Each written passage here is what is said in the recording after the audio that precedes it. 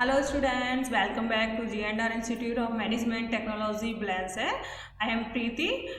हम पहले भी डिस्कस कर चुके हैं आपका बिजनेस ऑर्गेनाइजेशन। आज भी मैं नया टॉपिक लेके आई हूँ बिजनेस ऑर्गेनाइजेशन का ही, जो कि आपके एग्जाम के पर्पज़ से एंड नॉलेज के पर्पज़ से बहुत ही इंपॉर्टेंट है, जिसकी आपको नॉलेज होनी चाहिए, चाहे आप बीकॉम के स्टूडेंट्स हैं, चाहे आप बीबीए के स्टूडेंट्स हैं एंड चाहे आप बीए के स्टूडेंट्स हैं, क्योंकि इससे हमें कंपनीज के बारे में नॉलेज मिलती है। तो आज हम पढ़ेंगे संयुक्त पूंजी कंपनी का अर्थ, meaning of joint stock company. संयुक्त पूंजी कंपनी व्यवसाय संगठन का वह प्रारूप है जिसका निर्माण लाभ के लिए कुछ व्यक्तियों द्वारा ऐच्छिक संस्था के रूप में विधान के अंतर्गत किया जाता है। इसकी पूंजी हस्तांतरणीय अंशों में विभक्त होती है और अंशों की स्वामी अंशधारी कहलाते हैं। प्रोफेसर LHNN के अनुसार क्या है, संयुक्त पूंजी वाली कंपनी लाभ अर्जन हेतु स्थापित व्यक्तियों का एक ऐच्छिक समुदाय है जिसकी पूंजी हस्तांतरणीय अंशों में विभाजित होती है तथा स्वामित्व की सदस्यता की शर्त होती है।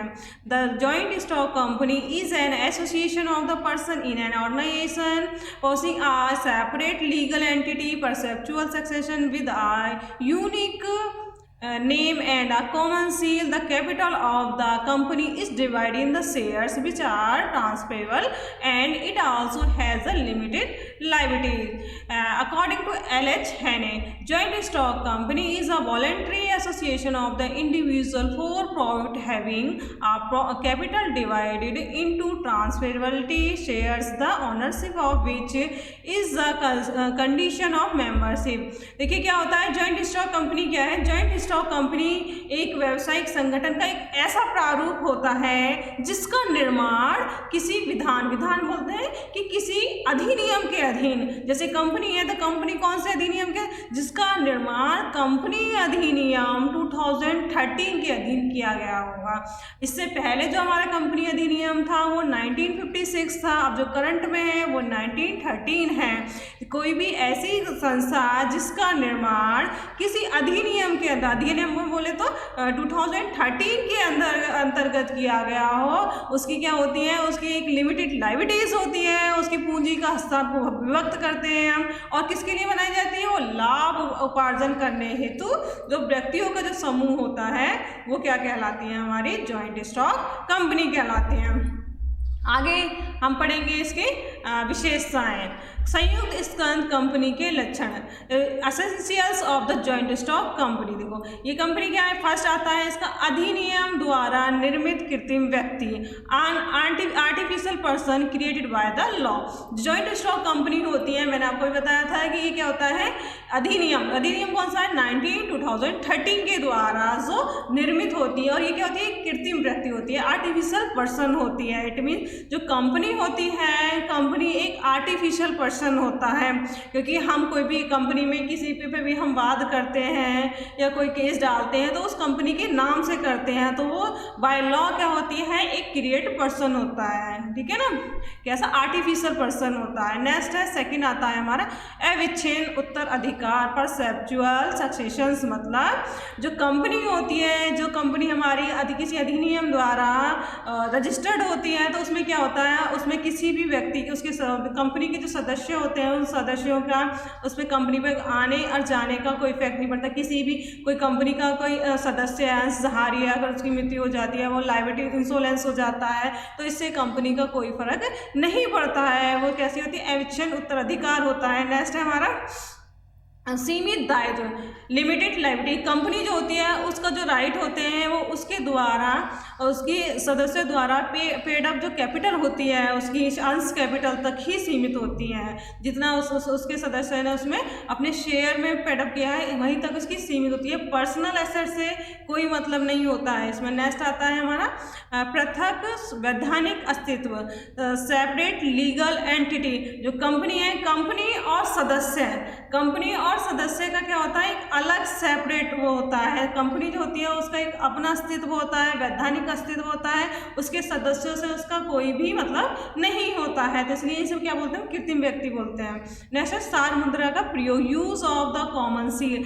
कंपनी जो होती है, कंपनी की एक कॉमन सील, एक मुद्रा होती है। मुद्रा मतलब जैसे कंपनी की स्टैम्प्स वगैरह जो होती हैं उसको, ये पहले मैंडेटरी था लेकिन अब मैंडेटरी नहीं है। अब कंपनी चाहे तो ले सकती है, कंपनी चाहे तो इसे नहीं ले सकती। नेक्स्ट आता है सदस्यों की संख्या, नंबर ऑफ द मेंबर। एक संयुक्त स्टॉक कंपनी में जो सदस्यों की संख्या होती है वो अधिनियम द्वारा ही डिसाइडेड की जाती है, एक्ट द्वारा ही डिसाइड किया जाता है। अगर हमारी कंपनी गवर्नमेंट कंपनी है तो मिनिमम सदस्यों की संख्या 7 होती है और मैक्सिमम की कोई लिमिट नहीं होती। अगर हमारी कंपनी में प्राइवेट है तो उसमें मिनिमम सदस्यों की संख्या 2 होती है और मैक्सिमम 200 होती है। नेक्स्ट आता है अंशों के हस्तांतरण, ट्रांसफरेबिलिटी ऑफ द शेयर। इसमें क्या होता है, संयुक्त कंपनी में संयुक्त स्कंध कंपनी के अंतर्गत जो अंश होते हैं, हमारे शेयर्स होते हैं, अगर गवर्नमेंट कंपनी है तो वो इजीली मतलब पब्लिक में अपने शेयर ट्रांसफ़र कर सकती है, बट निजी कंपनी है, प्राइवेट कंपनी है तो वो ट्रांसफ़र नहीं कर सकती है। नेक्स्ट है कंपनी के अंतर्गत समापन। जिस तरह कंपनी का वाइंड अप अंडर एक्ट, मतलब जैसे जिस तरह से किसी कंपनी का हम किसी कंपनी को आरंभ करते हैं, आरंभ करने में जो हमें कुछ रूल्स रेगुलेशंस फॉलो करने होते हैं, उसी तरह अगर कोई कंपनी अधिनियम के द्वारा हमारी रजिस्टर्ड है तो उसको बाइंड अप, उसको समापन करने में भी हमें भी कुछ फॉर्मेलिटीज़ निभानी होती है। नेक्स्ट आता है लाभ के लिए ऐच्छिक संघ, voluntary association for the profit. हम जो ये कर रहे हैं, जो हमने कंपनी क्रिएट की है, किसके लिए की है, मैंने लाभ के लिए की है, तो कंपनी क्या है, लाभ के लिए एक ऐच्छिक संघ होता है, voluntary association for a profit. Next हम पढ़ेंगे निजी कंपनी, प्राइवेट कंपनी। देखो निजी का अभी हमने कौन सी पढ़ी थी, जॉइंट स्टॉक कंपनी। अब आगे हम पढ़ेंगे निजी कंपनी क्या होती है। वह अर्थव्यवस्था का व्यवहार जिसका प्रबंध निजी समूह या व्यक्तियों द्वारा लाभ अर्जित करने के लिए मुख्य उद्देश्य के साथ सरकार के प्रत्यक्ष हस्तक्षेप के बिना किया जाता है, जैसे एकल व्यापारी, साझेदारी फर्म, संयुक्त स्कंध कंपनियां आदि। जिसके उदाहरण है वाटा सो और रिलायंस इंडस्ट्री, हिंदुस्तान यूनिवर्सल आदि, यूनिलीवर आदि हैं। तो प्राइवेट कंपनी क्या है, private company also referred as sector is that divisions of the economic which is the managed by the private group और the individual with the prime objective of the profit earning and without any direct interference of government।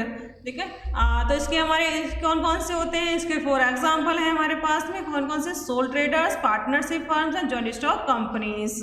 देखो क्या होती है निजी company, क्या होती है निजी कंपनी, हमारी वो कंपनियां होती हैं जो कि जिसमें कि 100% शेयर उसी पर्सन के होते हैं जिस पर्सन ने इसमें कंपनी में अपना इन्वेस्ट किया हुआ है। इसका मेन मोटिव जो होता है वो लाभ अर्जित करना होता है। और इसमें कौन कौन सी कंपनियाँ, इसमें गवर्नमेंट का क्या होता है, डायरेक्ट हस्तक्षेप नहीं होता, इंटरफेरेंस नहीं होता है, डायरेक्ट नहीं होता है इसमें, मतलब इनडायरेक्ट टैक्स के रूप में या इस रूप में वो गवर्नमेंट का इसमें हस्तक्षेप होता है, डायरेक्ट नहीं होता है। इसमें कौन कौन सी कंपनियाँ आती हैं हमारी, आपकी सोल ट्रेडर्स हो गए, पार्टनरशिप हो गए, जॉइंट स्टॉक कंपनीज हो गई। और इसमें कौन कौन से उदाहरण जो करंट में चल रहे हैं, जैसे बाटा सो है हमारे, रिलायंस इंडस्ट्रीज है, हिंदुस्तान यूनिलीवर है, ये सब क्या है, एक निजी कंपनी है हमारी। ठीक है, नेक्स्ट है निजी कंपनी की विशेषताएं। निजी कंपनी की विशेषता में पहला आता है निजी स्वामित्व एवं नियंत्रण, private ownership and the control. जो निजी कंपनियां होती हैं इसमें उन्हीं पर्सन्स का कंट्रोल होता है, उन्हीं का स्वामित्व होता है जो इसमें अपना पैसा इन्वेस्ट करता है। ठीक है, गवर्नमेंट का कोई इसमें अंडरटेक नहीं होता है। नेक्स्ट है सेकंड लाभ उन्मुख, इट मीन्स प्रॉफिट ओरिएंटेड। जो हमारी निजी संस्था होती है इनका मेन मोटिव होता है सोशल वेलफेयर नहीं होता, इनका मेन मोटिव होता है कि ज़्यादा से ज़्यादा क्या करें, वो प्रॉफिट मैक्सिमाइज कर सके। ठीक है, नेक्स्ट सरकार को कोई भूमिका नहीं होती है, no role of the government. इसमें क्या होता है, निजी कंपनी में क्या होता है, गवर्नमेंट का कोई रोल नहीं होता। गवर्नमेंट का रोल सिर्फ उनके किसमें होता है, सिर्फ उनके टैक्स में होता है, अदरवाइज में गवर्नमेंट का कोई भी अपना रोल नहीं होता है। पूंजी में कैपिटल में क्या होता है, कैपिटल में के अंदर जो निजी कंपनी होती है इसमें no limitations and maximum and minimum capital और मैक्सिमम कैपिटल की कोई लिमिट नहीं होती है। जो इसमें अपने अकॉर्डिंग वो क्या कर सकते हैं, कैपिटल को लगा सकते हैं। ऐसे सदस्यों की संख्या, नंबर ऑफ द मेंबर, निजी कंपनी के अंदर जो सदस्यों की संख्या होती है वो मिनिमम 2 एंड मैक्सिमम 200 होती है। और ऐसे ही इसमें जो डायरेक्टर्स होते हैं, संचालक जो होते हैं, संचालक की संख्या भी मिनिमम 2 होती है इसमें, और मैक्सिमम 15 होती है। नेक्स्ट है स्वतंत्र प्रबंध, इंडिपेंडेंस मैनेजमेंट। इसके अंदर जो भी हमारे मैनेजमेंट वगैरह है, कोई भी डिसीजन लेना है, कुछ लेना है, तो ये सब क्या होते हैं, वो स्वतंत्र होते हैं। अपने अकॉर्डिंग अपने प्रॉफिट को मैक्सिमम करने के अकॉर्डिंग वो क्या होते हैं, इंडिपेंडेंट मैनेजमेंट होते हैं। अंशों के हस्तांतरण में प्रतिबंध, restriction to the transferability of the share. निजी कंपनी के अंदर क्या होता है, रिस्ट्रिक्शंस होते हैं, वो अपने शेयर मार्केट में इशू नहीं कर सकती। अगर किसी कंपनी को फिनेंस की रिक्वायरमेंट है तो उसको फुलफिल करने के लिए वो अपने शेयर मार्केट में इशू नहीं कर सकती है। आज के लिए इतना ही। आगे अगर आपको वीडियो अच्छी लगी है तो लाइक एंड सब्सक्राइब करें। और आगे इसका नेक्स्ट, आज हमारा ये सेकेंड यूनिट का लास्ट टॉपिक था। इसमें एक टॉपिक और बचता है सोल प्रोप्राइटरशिप वगैरह, तो वो मैं आपको करा चुकी हूँ पहले ही। और आज के लिए इतना ही काफ़ी। तो थैंक यू।